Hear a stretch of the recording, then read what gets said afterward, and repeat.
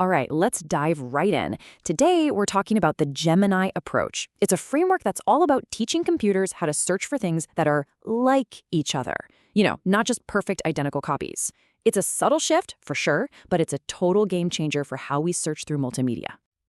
So let's start with the core problem, right? When you do a text search, you're usually looking for an exact match of words. Simple enough. But what if you have a picture of a flower and you want to find other flowers that look kind of similar? Or maybe you have a short melody and you want to find songs with that same kind of vibe. That is a way harder question for a computer to answer. And that's exactly where the Gemini framework comes into play. So what is this thing really? At its heart, Gemini is basically a super smart filing system. But instead of organizing paper documents, it's designed to handle all that complex multimedia data. Images, audio clips, videos, you name it. The whole goal is just to make finding and analyzing all that stuff incredibly efficient.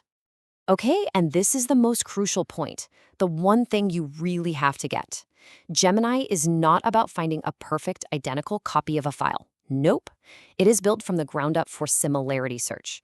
It's designed to answer the question, hey, show me things that are like this. And that is a massive shift from traditional search. So the big question is, how in the world does it actually pull this off? Well, the magic, the real secret sauce behind Gemini, all comes down to one core mechanism, something called automatic feature extraction. The beauty of Gemini is that it can be used in pretty much any setting where you can extract these so-called features from a file. And the keyword, the really important one here, is automatic. This whole thing works without a person having to sit there and manually tag or describe every single file. This analogy just hits the nail on the head. A computer doesn't see a picture of a car the way you and I do. To the computer, it's just a bunch of pixels. So what feature extraction does is it breaks that picture down into a list of its most important characteristics, its features. It's just a much more efficient way to represent that data. So let's get into the nitty-gritty of how this actually works. First, the system analyzes the raw data of the file. Then it starts identifying the key patterns. For an image, we're talking about things like the dominant colors, textures, or the shapes of objects. Finally, and this is the really critical step, it transforms all those patterns into a compact set of features. It's essentially creating a unique numerical fingerprint for that file's content. Okay, so we've got this clever way of turning complex media into a simple set of features. So what? What's the real payoff here? Why is this so important? Well, the benefits are huge. Absolutely huge.